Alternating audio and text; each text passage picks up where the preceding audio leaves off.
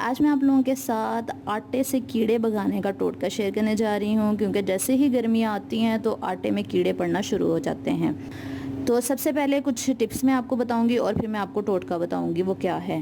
Tips یہ ہے کہ جب گرمیاں آتی ہیں تو کوشش کیا کریں آٹے کو آپ گرم جگہ پہ نہیں رکھیں، کیونکہ کچن جو ہے وہ گرم جگہ ہوتی ہے۔ کچن میں ہم لوگ جو آٹا رکھتے ہیں وہ جلد خراب ہو جاتا ہے اور اس میں کیڑے پڑنا شروع ہو جاتے ہیں۔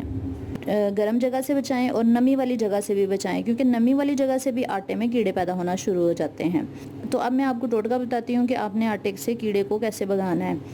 تو آپ لوگ سب سے پہلے کوشش کریں کہ آٹے والے ڈبے میں سونڈ کا ایک ٹکڑا رکھ دیا جائے تو کیڑے پیدا نہیں ہوں گے۔ سونڈ جس طرح وہ ادرک کی شکل کی جو سونڈ ہوتی ہے بازار سے پنساری کے سٹور سے آرام سے مل جاتی ہیں، تو وہ اس کا ٹکڑا آپ نے آٹے والے ڈبے میں رکھ دینا ہے، تو اس کی وجہ سے کیڑے نہیں آئیں گے، اور اگر اس میں کیڑے ہیں تو وہ خود ہی غائب ہو جائیں گے۔